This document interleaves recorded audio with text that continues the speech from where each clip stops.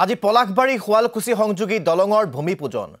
শুৱালকুছিৰ বাথানপামত এই ভূমিপূজন কাৰ্যসূচীত অংশগ্ৰহণ কৰিব মুখ্যমন্ত্ৰী ডক্টৰ হিমন্ত বিশ্ব শৰ্মাই যাতায়াত ব্যৱস্থা ত্বৰান্বিত কৰাৰ লক্ষ্যৰে শুৱালকুছি পলাশবাৰী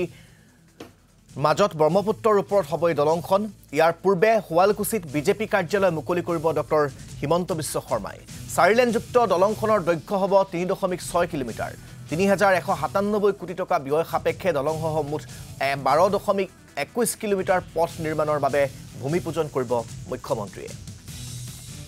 এই ভূমিপূজন কাৰ্যসূচীৰ পৰা আমি আপোনালোকক পুনপটীয়াকৈ পৰিৱেশ দেখুৱাব বিচাৰিছো যৰ পৰা আমাৰ সৈতে সংযুক্ত হৈ আছে ৰূপম দলৈ ৰূপম কেই বজাৰ পৰা এই কাৰ্যসূচী আৰম্ভ হ'ব আৰু কেনেকুৱা কি আয়োজন মই সকলোবোৰ আপোনাৰ পৰা জানিব বিচাৰিম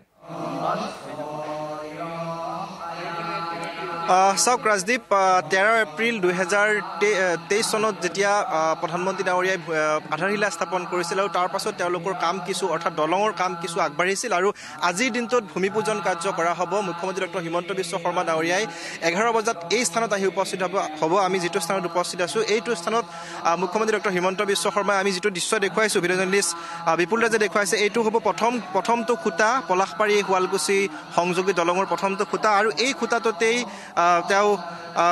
যি কাৰ্য সেই কাৰ্য সমাপন কৰিব তাৰ সমান্তৰালভাৱে মাংগলিক ৰীতি নীতিৰে যিহেতু ভূমিপূজন কাৰ্য কৰা হ'ব ইতিমধ্যেই সেই মাংগলিক ৰীতি নীতি ইতিমধ্যে আৰম্ভ হৈছে পুৰোহিতৰ মন্ত্ৰোচ্চাৰণেৰে মুখৰিত হোৱা পৰিলক্ষিত হৈছে ব্ৰহ্মপুত্ৰৰ পাৰত আৰু আপুনি ইতিমধ্যে উল্লেখ কৰিছে যে আমি শুৱালকুছিত উপস্থিত আছোঁ আৰু শুৱালকুছিৰ এই যিটো স্থানত আমি উপস্থিত আছোঁ এই স্থানটোৰ পৰাই পলাশবাৰী শুৱালকুছিৰ যি দলং সেই দলঙৰ আৰম্ভণি হ'ব আৰু এই আৰম্ভণি ইতিমধ্যেই যিহেতু আধাৰশিলা স্থাপন কৰা হৈছে আৰু সেই আধাৰশিলা স্থাপন কৰাৰ পাছত মাংগলিক ৰীতি নীতিৰ যিখিনি পৰ্ব যিখিনি কাৰ্য সেই কাৰ্যখিনি মুখ্যমন্ত্ৰী ডক্টৰ হিমন্ত বিশ্ব শৰ্মা ডাঙৰীয়াই সমাপন কৰিব লগত থাকিব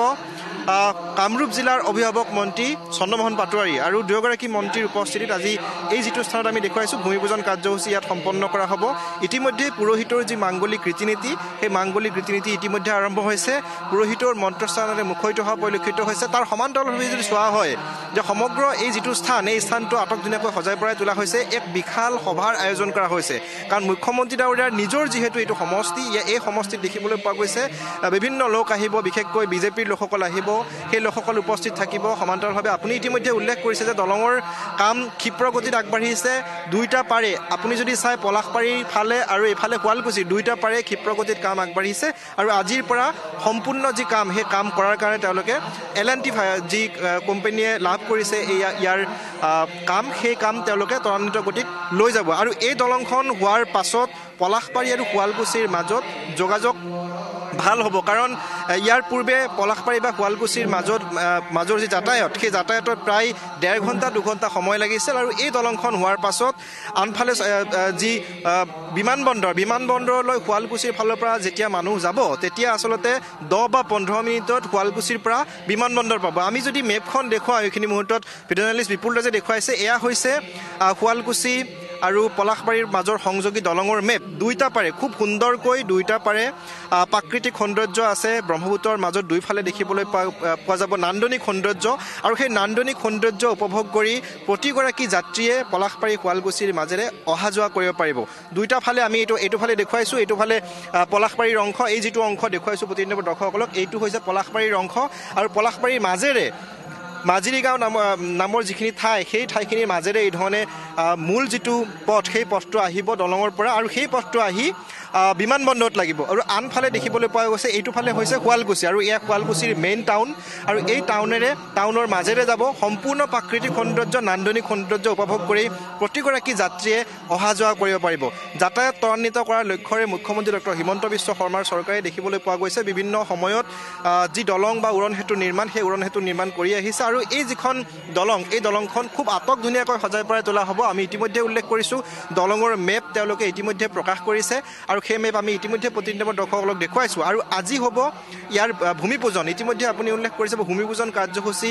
সম্পন্ন হ'ব কিছু সময় পাছতে মুখ্যমন্ত্ৰী ডক্টৰ হিমন্ত বিশ্ব শৰ্মাই দুটাকৈ যিহেতু কাৰ্যসূচী ইয়াত ৰাখিছে প্ৰথমতে ইয়াত বিজেপি যিটো অফিচ আছে সেই বিজেপি অফিচটো উদ্বোধন কৰিব আৰু তাৰ পাছত ইয়ালৈ আহিব 11 বজাত ইয়ালৈ আহি ইয়াৰ যি ভূমিপূজন কাৰ্য সেই ভূমিপূজন কাৰ্য কৰিব আজিৰে পৰা ত্বৰান্বিত গতিত ক্ষীপ্ৰ গতিত ইয়াৰ কাম চলিব অৰ্থাৎ দলঙৰ কাম চলিব দেখিবলৈ পোৱা গৈছে যি কোম্পানীয়ে ঠিকা লাভ কৰিছে সেই কোম্পানীয়ে ইতিমধ্যে কাম তেওঁলোকে আৰম্ভ কৰিছে আৰু আজিৰ পৰা যি কনষ্ট্ৰাকশ্যনৰ কাম সেই কাম সম্পন্ন কৰাৰ বাবে তেওঁলোকে আগবাঢ়িব আৰু মুখ্যমন্ত্ৰী ডাঙৰীয়াই আৰম্ভণি কৰিব ভূমিপূজন কৰিব